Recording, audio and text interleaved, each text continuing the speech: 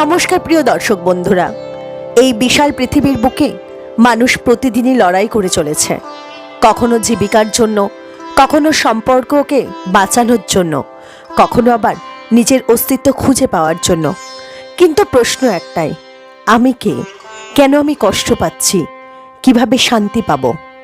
এই সমস্ত প্রশ্নের উত্তর খুঁজতে গিয়ে মানুষ আজও ফিরে আসে এক চিরন্তন গ্রন্থের কাছে, শ্রীমদ্ ভগবদ্গীতা। শ্রীমদ্ ভগবদ্গীতা কোনো সাধারণ ধর্মগ্রন্থ নয়।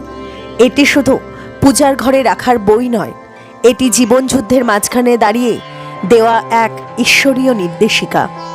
কুরুক্ষেত্রের যুদ্ধক্ষেত্রে চারিদিকে যখন শঙ্খনাদ, রথের শব্দ, অস্ত্রের ঝনঝনানি, ঠিক সেই মুহূর্তে এক যোদ্ধা ভেঙে পড়েছিলেন।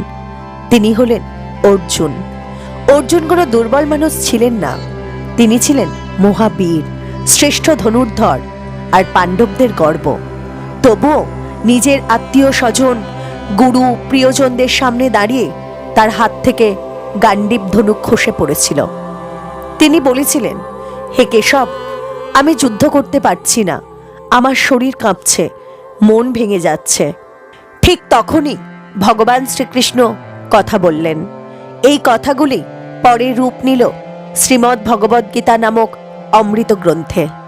শ্রীমদ্ ভগবদ্গীতায় আছে জীবনের দর্শন, কর্মের ব্যাখ্যা, ভক্তির শক্তি, জ্ঞানের আলো, আত্মার অমরত্ব, মৃত্যুর পরও জীবনের সত্য। গীতা শেখায় কিভাবে দুঃখের মাঝেও শান্ত থাকতে হয়, কিভাবে আসক্তি ছাড়তে হয়, কিভাবে কর্তব্য পালন করেও মুক্তি পাওয়া যায়, আর কিভাবে ঈশ্বরের উপর সম্পূর্ণ ভরসা রাখতে হয়। এই গ্রন্থে আছে 700টি শ্লোক, 18টি অধ্যায়, আর প্রতিটি অধ্যায় যেন মানুষের জীবনের এক একটি ধাপ। শ্রীমদ্ ভগবদ্গীতার প্রতিটি অধ্যায়কে বলা হয় জীবনের এক একটি অধ্যায়। সংক্ষেপে বললে, অর্জুন বিষাদ যোগ, মানুষের ভাঙনের গল্প; সাংখ্যযোগ, আত্মার পরিচয়; কর্মযোগ, কর্তব্যের পথ; জ্ঞান কর্ম সন্ন্যাস যোগ, কর্মসন্ন্যাস যোগ; ধ্যান যোগ, জ্ঞান বিজ্ঞান যোগ, অক্ষর ব্রহ্মযোগ; রাজবিদ্যা রাজগুহ যোগ, বিভূতি যোগ, বিশ্বরূপ দর্শন যোগ, ভক্তি যোগ; ক্ষেত্র ক্ষেত্রজ্ঞ বিভাগ যোগ, গুণত্রয় বিভাগ যোগ, পুরুষোত্তম যোগ; দৈবাসুর সম্পদ বিভাগ যোগ, শ্রদ্ধাত্রয় বিভাগ যোগ, আর মোক্ষ সন্ন্যাস যোগ। এই 18টি অধ্যায় মিলেই মানুষের সম্পূর্ণ জীবনচিত্র। ভগবান শ্রীকৃষ্ণ বলেছেন, তুমি কর্ম করো, ফল আমাকে ছেড়ে দাও। এই একটি বাক্যেই লুকিয়ে আছে দুশ্চিন্তা থেকে মুক্তি, অহংকার থেকে মুক্তি, ভয় থেকে মুক্তি, আর জীবনের ভার লাঘব। আজকের দুনিয়ায় চাকরির চাপ, পরীক্ষার ভয়, সম্পর্কের টানাপোড়েন, ভবিষ্যতের অনিশ্চয়তা, এই সব কিছুর মাঝেই গীতা আমাদের বলে, ভয় পেও না, আমি আছি। কুরুক্ষেত্রের যুদ্ধক্ষেত্র, চারদিকে বিশাল সেনাবাহিনী, শঙ্খ বাজছে, রথ সাজানো, পতাকা উঠছে। একদিকে পাণ্ডব বাহিনী, অন্যদিকে কৌরব বাহিনী। এই যুদ্ধ শুধু রাজ্য দখলের জন্য নয়, এই যুদ্ধ ধর্ম আর অধর্মের। কিন্তু এই বিশাল যুদ্ধের ঠিক মাঝখানে দাঁড়িয়ে একজন মানুষ হঠাৎ ভেঙে পড়লেন। তিনি আর কেউ নন, তিনি মহাবীর অর্জুন। আজকের দিনে আমরা যেমন পরীক্ষার হলে বসে হঠাৎ সব ভুলে যাই, অফিসে বড় সিদ্ধান্ত নিতে গিয়ে হাত কাঁপে, জীবনের কঠিন মুহূর্তে দিশা হারিয়ে ফেলে, ঠিক তেমনই এক মুহূর্তে অর্জুনের মন ভেঙে গেল। শ্রীমদ্ ভগবদ্গীতা শুরু হয় এক অদ্ভুত প্রশ্ন দিয়ে। অন্ধ রাজা ধৃতরাষ্ট্র বললেন, হে সঞ্জয়, ধর্মক্ষেত্র কুরুক্ষেত্রে আমার পুত্ররা এবং পাণ্ডুর পুত্ররা কি করল? এই প্রশ্নের মধ্যেই লুকিয়ে আছে গভীর অর্থ। ধৃতরাষ্ট্র চোখে অন্ধ ছিলেন, কিন্তু তার থেকেও বড় কথা, তিনি মন দিয়ে অন্ধ ছিলেন। তিনি জানতেন তার পুত্ররা অন্যায় করেছে, অধর্মের পথে হাঁটছে। তবুও তিনি সত্য জানতে চাইছিলেন না। তিনি শুধু জানতে চাইছিলেন কে জিতবে। আজকের সমাজেও কি এমন মানুষ নেই যারা জানে তারা ভুল করছে, তবুও ফলাফল জানতে চায়? সঞ্জয় কোনো সাধারণ মানুষ ছিলেন না। ভগবান বেদব্যাসের কৃপায় তিনি দূরে বসেই যুদ্ধক্ষেত্র দেখতে পাচ্ছিলেন। এখানে একটি বড় শিক্ষা আছে। যার উপর ঈশ্বরের কৃপা থাকে সে দূর থেকেও সত্য দেখতে পায়। অর্জুন শ্রীকৃষ্ণকে বললেন, হে অচ্যুত, আমার রথ দুই সেনার মাঝখানে দাঁড় করাও, আমি একবার দেখে নিই কারা কারা যুদ্ধ করতে এসেছে। এই কথা শুনে শ্রীকৃষ্ণ রথ থামালেন, আর তখনই অর্জুন যা দেখলেন তাতে তার হৃদয় ভেঙে গেল। তিনি দেখলেন নিজের পিতামহ ভীষ্ম, নিজের গুরু দ্রোণাচার্য, নিজের আত্মীয় বন্ধু, যাদের সঙ্গে তিনি বড় হয়েছেন, আজ তাদের বিরুদ্ধেই অস্ত্র তুলতে হবে। গীতা খুব সুন্দরভাবে অর্জুনের মানসিক অবস্থা বর্ণনা করেছে। তার হাত কাঁপছে, মুখ শুকিয়ে যাচ্ছে, শরীর ঘামছে, গান্ডীব ধনুক হাত থেকে পড়ে যাচ্ছে। তিনি বললেন, হে কেশব, আমার শরীর জ্বলছে, আমি দাঁড়াতে পারছি না। এটাই হলো মানবিকতা। যে মানুষ অনুভব করতে পারে সেই তো আসলে মানুষ। অর্জুন যুদ্ধ না করার পক্ষে অনেক যুক্তি দিলেন। আত্মীয় হত্যা পাপ। তিনি বললেন, নিজের আত্মীয়দের হত্যা করে আমি কি সুখ পাব? তিনি বললেন, যুদ্ধ হলে বংশ নষ্ট হবে, নারীরা অসুরক্ষিত হবে, সমাজে অধর্ম বাড়বে। তিনি আরও বললেন, এই যুদ্ধ জিতলেও আমি পাপে ডুবে যাব। আজও আমরা ঠিক এই রকমই যুক্তি দিই। আমি এটা করলে লোকে কি বলবে? আমি এগোলে কেউ কষ্ট পাবে কি? আমি সাহস নিলে ভুল হয়ে যাবে কি? কিন্তু ভগবান শ্রীকৃষ্ণ জানতেন অর্জুনের সমস্যা যুক্তি নয়, অর্জুনের সমস্যা ভয় ও আসক্তি, নিজের লোকদের প্রতি আসক্তি, নিজের পরিচয়ের প্রতি আসক্তি, নিজের ভাবমূর্তির প্রতি আসক্তি। এই আসক্তি তাকে দুর্বল করে দিয়েছিল। সবশেষে অর্জুন বললেন, হে গোবিন্দ, আমি যুদ্ধ করতে পারবো না। এই কথা বলে তিনি গান্ডীব ধনুক নামিয়ে রাখলেন এবং রথের মধ্যে বসে পড়লেন। এই মুহূর্তটাই খুব গুরুত্বপূর্ণ, কারণ এখানেই অর্জুন একজন যোদ্ধা থেকে একজন শিষ্যে পরিণত হচ্ছেন। গীতা আমাদের শেখায় জীবনে ভেঙে পড়া পাপ নয়, দ্বিধা আসা স্বাভাবিক, প্রশ্ন করা দুর্বলতা নয়, কিন্তু সিদ্ধান্ত থেকে পালানো সমাধান নয়। ভগবান শ্রীকৃষ্ণ এই অধ্যায়ে এখনো কোনো উপদেশ দেননি, তিনি শুধু শুনেছেন। কারণ আগে মানুষকে নিজের কষ্ট বলতে দিতে হয়, তারপরই উপদেশ কার্যকর হয়। অর্জুন ভেঙে পড়েছেন, তার চোখে জল, মনে ভয়, শরীর অবসন্ন। ঠিক তখনই ভগবান শ্রীকৃষ্ণ প্রথমবার কথা বললেন। এই অধ্যায় থেকেই শুরু হয় শ্রীমদ্ ভগবদ্গীতার আসল উপদেশ। এই অধ্যায়কে বলা হয় গীতার সারসংক্ষেপ, কারণ এখানে আত্মার সত্য, কর্মের পথ, ভক্তির বীজ সবই সংক্ষেপে বলা হয়েছে। শ্রীকৃষ্ণ বললেন, হে অর্জুন, এই সংকটের সময় তোমার মধ্যে এই দুর্বলতা কোথা থেকে এলো? এই কথার মধ্যে কোনো রাগ নেই, আছে এক গুরুর স্নেহ।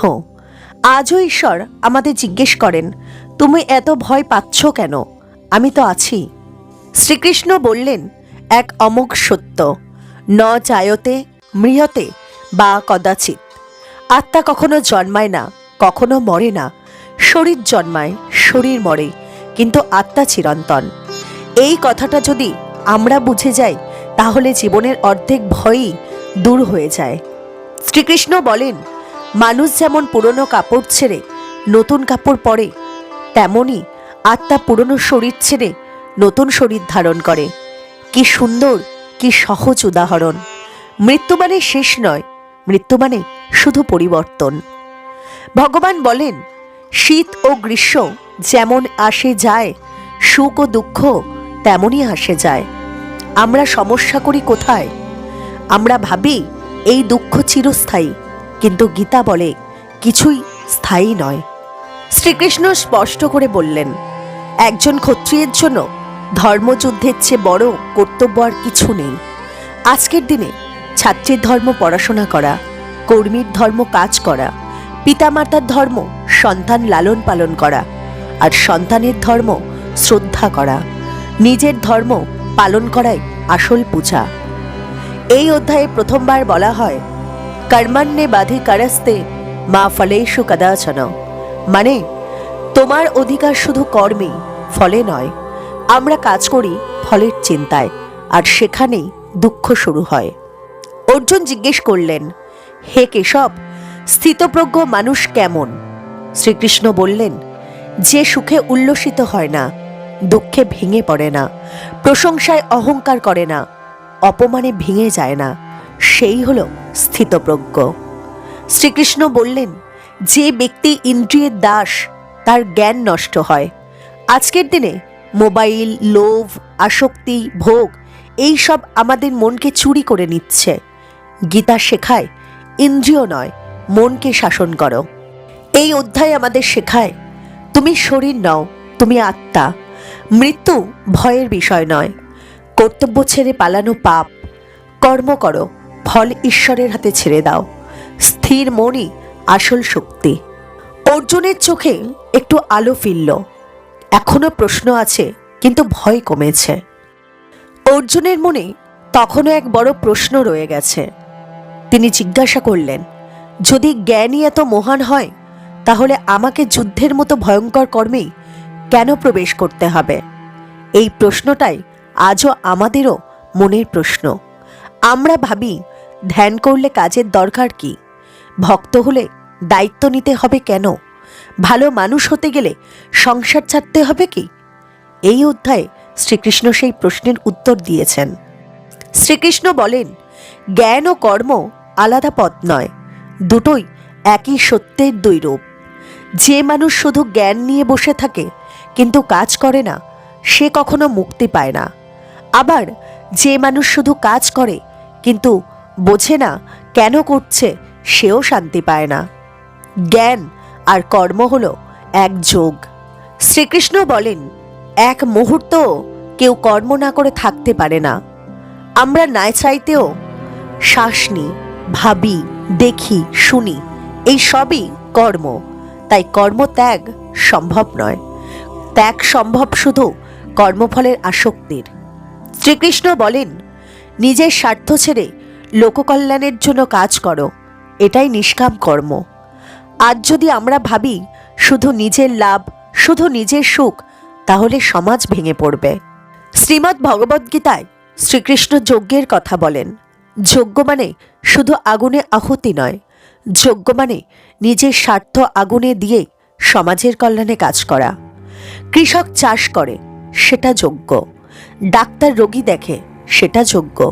মা সন্তান লালন পালন করে, সেটাও যজ্ঞ।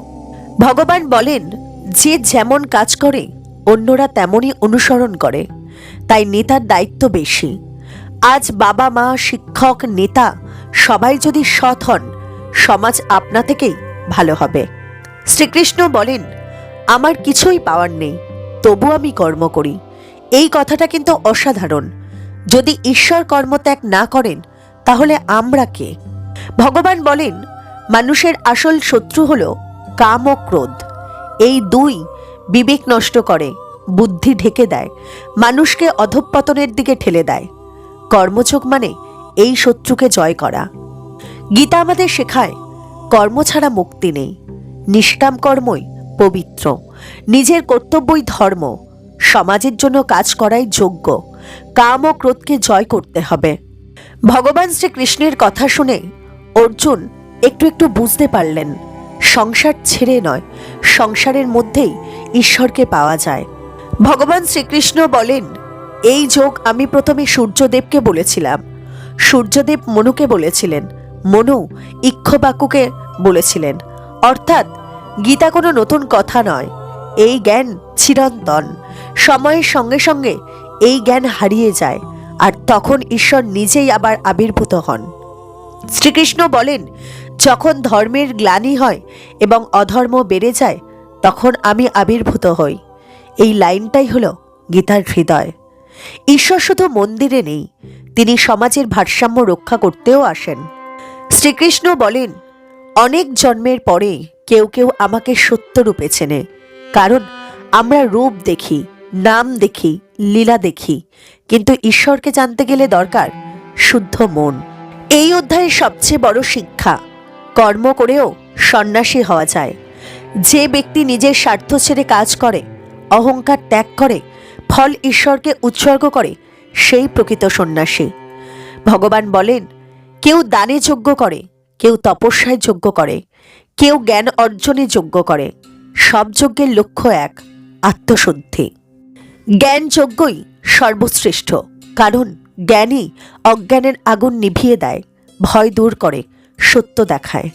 শ্রীকৃষ্ণ বলেন, সন্দেহপ্রবণ মানুষ এই জগতেও শান্তি পায় না, পরলোকেও শান্তি পায় না। আজকের দিনে নিজের উপর সন্দেহ, ঈশ্বরের উপর সন্দেহ, জীবনের উপর সন্দেহ, এইসবে আমাদের পিছিয়ে দেয়। যে মানুষ শ্রদ্ধাশীল, ইন্দ্রিয় সংযমী, গুরুভক্ত, সেই প্রকৃত জ্ঞান পায়।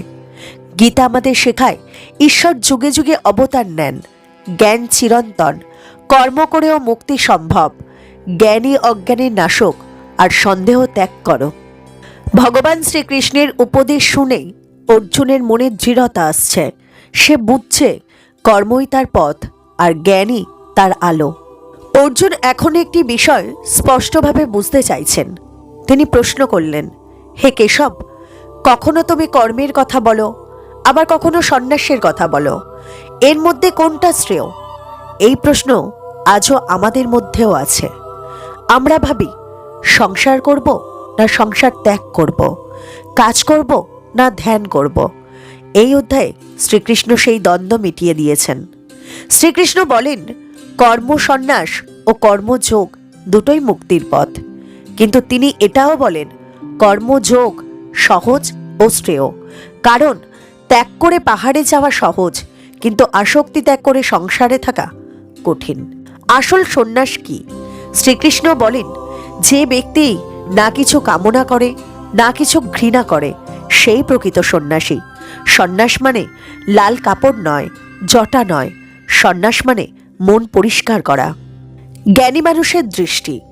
জ্ঞানী মানুষ ব্রাহ্মণ ও চণ্ডালকে সমান চোখে দেখে, হাতি, গরু ও কুকুরকে সমান চোখে দেখে, কারণ সে জানে সব শরীরে একই আত্মা। আজ যদি এই দৃষ্টি আমাদের হয়, তাহলে ঘৃণা থাকবে না।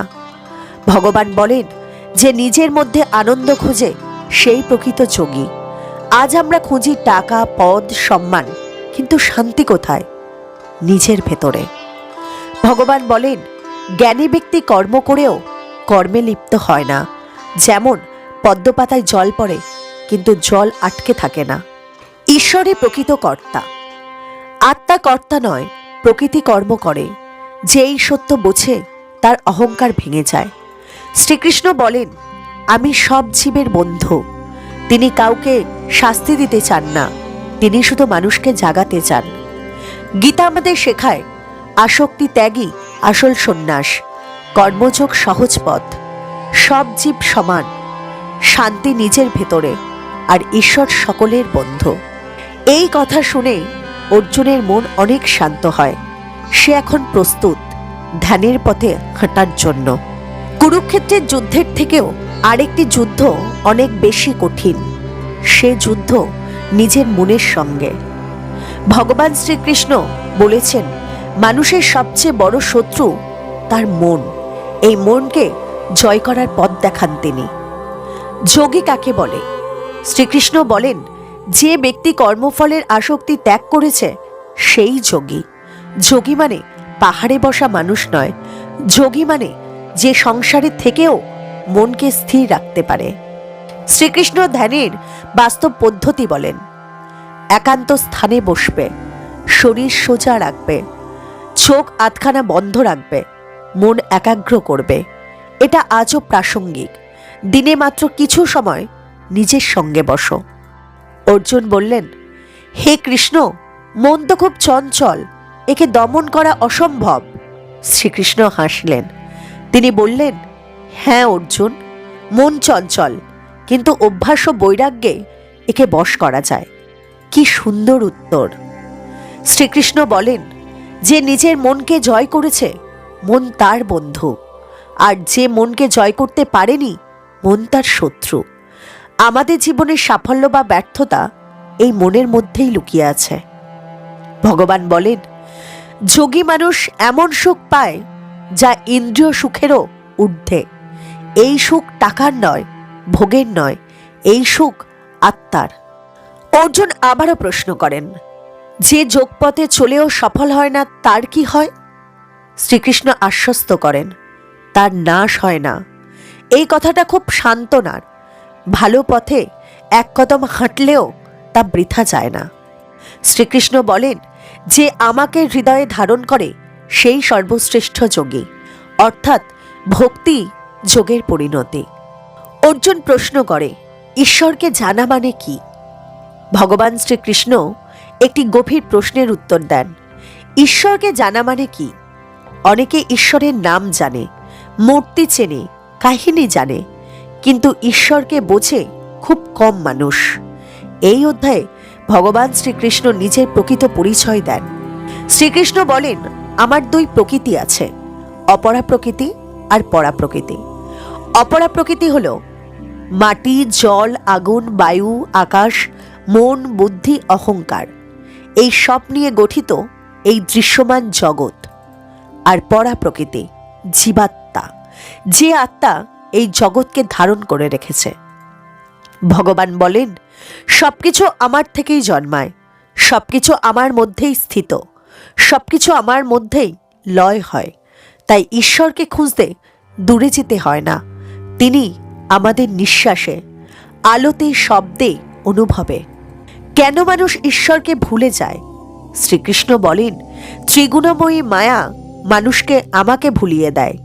এই মায়া হলো সুখ, দুঃখ, লোভ, অহংকার। এই সব আমাদের চোখ ঢেকে দেয়। ভগবান শ্রীকৃষ্ণ ভক্তির 4টি রূপকে বিশ্লেষণ করেছেন। আর্তভক্ত, দুঃখে ঈশ্বরকে যে ডাকে। অর্থার্থী ভক্ত, যে চাওয়ার জন্য পুজো করে। জিজ্ঞাসু ভক্ত, যে জানতে চায়। আর জ্ঞানী ভক্ত, ঈশ্বরকে যে সব ভাবে। শ্রীকৃষ্ণ বলেন, জ্ঞানী ভক্তই আমার প্রিয়। তিনি বলেন, অল্প জ্ঞানীরা নানা দেবতার পুজো করে, কারণ তারা চায় দ্রুত ফলাফল, কিন্তু ফল তো ক্ষণস্থায়ী। শ্রীকৃষ্ণ বলেন, যে আমার শরণ নেয় সেই মায়া অতিক্রম করতে পারে। এই এক লাইনেই সব মুক্তির পথ। ভগবান বলেন, মৃত্যুর সময় যে আমাকে স্মরণ করে সে আমাকে পায়। এই কারণেই জীবন ভোর ঈশ্বর চিন্তা করা খুব দরকার। গীতা আমাদের শেখায়, ঈশ্বরই সবকিছুর উৎস। জীবাত্মা ঈশ্বরের পরা প্রকৃতি। মায়াই মানুষকে ভোলায়। ভক্তির 4 রূপ, ঈশ্বর স্মরণই মুক্তির পথ। অর্জুন এবার এমন একটি প্রশ্ন করলেন, যে প্রশ্ন একদিন সবাই করে, হে কেশব, ব্রহ্ম কি, আত্মা কি, কর্ম কি, আর মৃত্যুর সময় মানুষ কোথায় যায়? ভগবান শ্রীকৃষ্ণ মৃত্যু ও মৃত্যুর পরে রহস্য অর্জুনকে খুলে বলেন। শ্রীকৃষ্ণ বলেন, ব্রহ্ম অর্থাৎ চিরন্তন অবিনাশী সত্য, আত্মা অর্থাৎ জীবের স্বরূপ, আর কর্ম অর্থাৎ যে কর্ম ভবিষ্যৎ জন্ম গঠন করে। আমাদের প্রতিটি কাজ আগামী জীবনের বীজ। ভগবান বলেন, মৃত্যুর সময় যাকে স্মরণ করবে সেই অবস্থায় তুমি লাভ করবে। এটাই জীবনের সবচেয়ে বড় সত্য। সারা জীবন যা ভাববে মৃত্যুর সময়ও তাই আসবে। শ্রীকৃষ্ণ বলেন, নিরন্তর আমাকে স্মরণ করো, তোমার কাজ করো, আমি তোমাকে পাব। এই পথ সহজ, কিন্তু ধারাবাহিকতা দরকার। শ্রীকৃষ্ণ প্রাণত্যাগের 2 পথের কথা বলেছেন, উত্তরের পথ আর দক্ষিণের পথ। উত্তরের পথ আলো, অগ্নি, দিন, শুক্লপক্ষ, এই পথে গেলে মুক্তি লাভ হয়। আর দক্ষিণের পথ অন্ধকার, রাত্রি, কৃষ্ণপক্ষ, এই পথে গেলে পুনর্জন্ম হয়। ভগবান বলেন, যে এই জ্ঞান জানে সে সব যজ্ঞ, তপস্যা ও দানের ফল পায়। জ্ঞানই সব সাধনার সার। গীতা আমাদের শেখায়, মৃত্যু শেষ নয়, মৃত্যুকালীন স্মরণ গুরুত্বপূর্ণ। কর্ম ভবিষ্যৎ গঠন করে। ঈশ্বর স্মরণেই মুক্তি, আর যোগী হলেন সর্বশ্রেষ্ঠ। এখন অর্জুন বুঝছে, জীবন ও মৃত্যুর মাঝেও ঈশ্বর আছেন। শ্রীকৃষ্ণ বলেন, আমি কারোর প্রতি পক্ষপাতিত্ব করি না, আমি কাউকে ঘৃণা করি না। ঈশ্বর ধনী গরিব দেখেন না, জাতপাত দেখেন না, পাপী পুণ্যবান আলাদা করেন না। যে আমাকে ভালোবাসে আমি তার। ভগবান শ্রীকৃষ্ণ বলেন, একটি ফুল, একটি পাতা, একটু জল যদি ভক্তি নিয়ে আমাকে দাও, আমি গ্রহণ করি। ঈশ্বরের কাছে চাই হৃদয়ের ভক্তি, আড়ম্বর নয়। ভগবান বলেন, অতি পাপী হলেও যদি সে আমাকে একাগ্রচিত্তে ভজে তবে সেও সাধু। এটা গীতার সবচেয়ে সান্ত্বনাদায়ক কথা। ঈশ্বর আশা ছাড়েন না, মানুষ আশা ছেড়ে দেয়। ভগবান বলেন, এই সমগ্র জগৎ আমার মধ্যে স্থিত, কিন্তু আমি জগতের মধ্যে আবদ্ধ নই। যেমন আকাশ সবকিছু ধারণ করে, কিন্তু আকাশ কোথাও বাঁধা নয়। শ্রীকৃষ্ণ বলেন, আমার তত্ত্বাবধানে প্রকৃতি সব সৃষ্টি করে, অর্থাৎ ঈশ্বর কর্তা নন, তিনি সাক্ষী। এই উপলব্ধি অহংকার ভেঙে দেয়। মে ভক্ত প্রণশ্যতি না, আমার ভক্ত কখনো নাশ হয় না। ভগবান শ্রীকৃষ্ণের এই একটি কথায় ভয় দূর করে দেয়। ভগবান বলেন, যা করো, যা খাও, যা দান করো, সব আমাকে উৎসর্গ করো, তাহলে জীবন পূজা হয়ে যায়। গীতা আমাদের শেখায় ভক্তি শ্রেষ্ঠ পথ। ঈশ্বর সবার জন্য সমান। অল্প ভক্তিতেও ঈশ্বর সন্তুষ্ট। পাপীও মুক্তি পেতে পারে, ভয় কখনো নাশ হয় না। এখন অর্জুনের হৃদয়ে ভক্তির আলো জ্বলছে। অর্জুন এখন আর সন্দিহান নন, তার হৃদয়ে ভক্তি জন্মেছে। তিনি এবার জানতে চাইলেন, হে কৃষ্ণ, আপনি কোথায় কোথায় প্রকাশিত? এই অধ্যায়ে ভগবান শ্রীকৃষ্ণ নিজের ঐশ্বর্য ও বিভূতি প্রকাশ করেছেন। শ্রীকৃষ্ণ বলেন, সবকিছু আমার থেকেই উৎপন্ন। জ্ঞানী মানুষ এটা বোঝে আর অহংকার ত্যাগ করে। শ্রীকৃষ্ণ বলেন, পাহাড়ের মধ্যে আমি হিমালয়, নদীর মধ্যে আমি গঙ্গা, অস্ত্রের মধ্যে আমি বজ্র, আলয়ের মধ্যে আমি সূর্য, অক্ষরের মধ্যে আমি মানুষের মধ্যে আমি রাজা। এর মানে হলো, শ্রেষ্ঠত্ব যেখানে সেখানেই ভগবান ঈশ্বর। শ্রীকৃষ্ণ বলেন, আমি এক বিন্দু মাত্রে এই জগৎ ধারণ করে আছি। এই কথাটা উপলব্ধি করলে জীবন বদলে যায়। ভগবান বলেন, যেখানে সৌন্দর্য, শক্তি আর মহিমা, সেখানে আমাকে দেখো, তাহলে সব কিছু পূজা হয়ে যাবে। অর্জুন বললেন, হে কেশব, আপনার কথা শুনে আমার সব সংশয় দূর হয়েছে। ভক্তি এমনই, মন ভরে যায়। গীতা আমাদের শেখায়, ঈশ্বর সবকিছুর উৎস। শ্রেষ্ঠের মধ্যে ঈশ্বর প্রকাশিত। প্রকৃতির মহিমা ঈশ্বরের বিভূতি। ঈশ্বর সর্বত্র। এখন অর্জুনের হৃদয়ে এক গভীর আকাঙ্ক্ষা জেগে উঠল। তিনি বললেন, হে যোগেশ্বর, আপনি যদি অনুগ্রহ করেন, আমি আপনার সেই সর্বব্যাপী রূপ নিজ চোখে দেখতে চাই।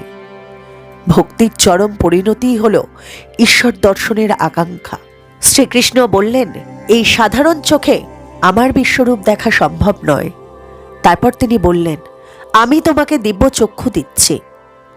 ঈশ্বরকে দেখতে হলে শুধু চোখ নয়, দরকার দিব্য দৃষ্টি। শ্রীকৃষ্ণ তখন নিজের বিশ্বরূপ প্রকাশ করলেন। অর্জুন দেখলেন অসংখ্য মুখ, অসংখ্য চোখ, অসংখ্য বাহু, অসংখ্য অলঙ্কার, সূর্য অগ্নির মতো দীপ্তি। পুরো আকাশ যেন আলোয় ভরে গেল। এই রূপ ভয়ঙ্কর, আবার অপার সুন্দর।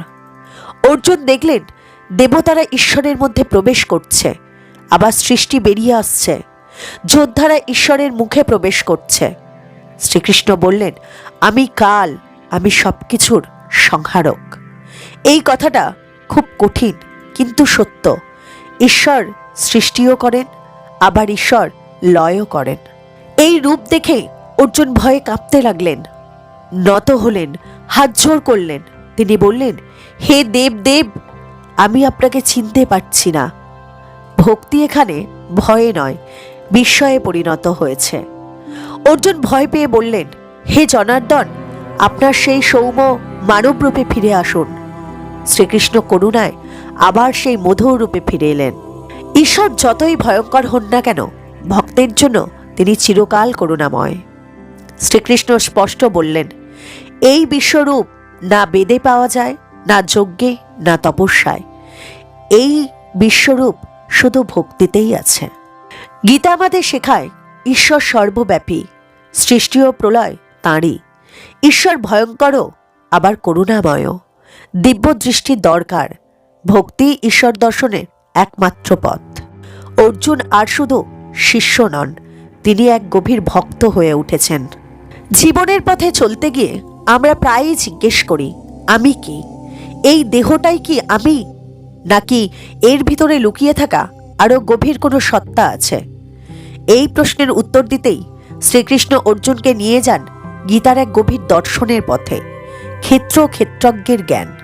এই অধ্যায় আমাদের শেখায় দেহ আলাদা, আত্মা আলাদা। দেখা যা যায় তা সবই নশ্বর, কিন্তু যিনি দেখেছেন, যিনি অনুভব করেছেন, তিনি চিরন্তন। ক্ষেত্র কি? শ্রীকৃষ্ণ বলেন, এই দেহটাই হলো ক্ষেত্র, যেমন কৃষকের জমি। এই দেহের মধ্যেই আছে সুখ, দুঃখ, আনন্দ, বেদনা, জন্ম, মৃত্যু, আশা, নিরাশা। দেহ গঠিত হয় 5টি মহাভূত, অর্থাৎ মাটি, জল, আগুন, বায়ু, আকাশ। মন, বুদ্ধি, অহংকার, এই সবই পরিবর্তনশীল। আজ যে দেহ তরুণ, কাল সে বৃদ্ধ। আজ শক্তিশালী, কাল দুর্বল। তাই শ্রীকৃষ্ণ বলেন, দেহ তুমি নও। অর্জুন প্রশ্ন করলেন, এই দেহের ভেতরে যিনি সবকিছু জানেন, দেখেন, অনুভব করেন, তিনি কে? শ্রীকৃষ্ণ উত্তর দিলেন, তিনি হলেন ক্ষেত্রজ্ঞ, আত্মা। এই আত্মা জন্মায় না, মরে না, পড়ে না, ভেজে না, কাটে না। দেহ বদলায়, কিন্তু আত্মা বদলায় না। ভগবান বলেন, হে অর্জুন, প্রত্যেক দেহের ভেতরে আমি নিজেই ক্ষেত্রজ্ঞ রূপে বিরাজ করি। প্রকৃত জ্ঞান কি? শুধু বই পড়া জ্ঞান নয়, শুধু তর্ক বিতর্কও নয়। শ্রীকৃষ্ণ বলেন, যে মানুষ এই গুণগুলো নিজের জীবনে ধারণ করে, সেই প্রকৃত জ্ঞানী। জ্ঞানের লক্ষণ হল অহংকারহীনতা, বিনয়, অহিংসা, ক্ষমাশীলতা, সরলতা, গুরু ও জ্ঞানীর প্রতি শ্রদ্ধা, ইন্দ্রিয় সংযম, দুঃখে স্থির থাকা, সুখে আসক্ত না হওয়া, ঈশ্বর ভক্তি, একান্ত মন দিয়ে আত্মচিন্তা। এই গুণগুলি সত্যিকারের জ্ঞান। অজ্ঞানতা কি? যেখানে আছে অহংকার, লোভ, হিংসা, কামনা, মোহ, শুধু ভোগের পেছনে ছোটা, সেটাই অজ্ঞানতা। যে মানুষ শুধু দেহের আরাম নিয়ে ব্যস্ত, সে আত্মার ডাক শুনতে পায় না। আত্মা ও প্রকৃতির মধ্যে সম্পর্ক কি? প্রকৃতি কাজ করে গুণের মাধ্যমে, কর্মের মাধ্যমে, কিন্তু আত্মা কেবল সাক্ষী, নির্লিপ্ত, চিরশান্ত। যেমন সূর্য সবকিছু আলোকিত করে, কিন্তু নিজে কিছু করে না। গীতা আমাদের শেখায়, আমি এই দেহ নই, আমি এই নাম পরিচয় নই, আমি আত্মা। যখন এই বোধ আসে, তখন ভয় কমে, লোভ কমে, রাগ কমে, মৃত্যু ভয় দূর হয়, জীবন হয় হালকা, শান্ত এবং আনন্দময়। এক বৃদ্ধ সাধু বলতেন, তুমি যদি নিজের পোশাক ছিঁড়ে যায় বলে কাঁদো, তবে কি তুমি নিজেকেই পোশাক ভেবেছ? ঠিক তেমনি দেহ হলো পোশাক, আত্মা হলো পরিধানকারী। অর্জুন শ্রীকৃষ্ণকে প্রশ্ন করেন, মানুষ কেন এক নয়? কেউ শান্ত, কেউ অস্থির, কেউ অলস, কেউ কর্মচঞ্চল। এই রহস্য কোথায়? শ্রীকৃষ্ণ বলেন, এই জগৎ পরিচালিত হয় 3টি গুণে, সত্ত্বগুণ, রজগুণ, তমগুণ। এই 3 গুণই মানুষের চিন্তা, কাজ ও ভাগ্য নির্ধারণ করে। সত্ত্বগুণ অর্থাৎ আলোর পথ, পবিত্রতা, শান্তি, জ্ঞান, করুণা। যে মানুষের মধ্যে সত্ত্বগুণ বেশি, সে শান্ত, সে সত্যবাদী, সে দয়ালু, সে জ্ঞান পিপাসু। সত্ত্বগুণ মানুষকে আনন্দ দেয়, কিন্তু একটি সূক্ষ্ম বন্ধনও তৈরি করে, জ্ঞান ও সুখের আসক্তি। রজগুণ অর্থাৎ কর্মের আগুন, আকাঙ্ক্ষা, লোভ, অহংকার, চঞ্চলতা। রজগুণে ভরা মানুষ সারাক্ষণ কিছু না কিছু চায়, ফলের জন্য কাজ করে, শান্তি পায় না। এই গুণ মানুষকে কর্মে বেঁধে রাখে। আর তমগুণ অন্ধকারের বন্ধন, অজ্ঞান, অলসতা, ভ্রান্তি, মোহ। তমগুণে ডুবে থাকা মানুষ দায়িত্ব এড়িয়ে যায়, নেশায় ডুবে থাকে, সত্য চিনতে পারে না। এই গুণ আত্মাকে নিজের দিকে টেনে আনে। এই 3 গুণের ঊর্ধ্বে ওঠার উপায়।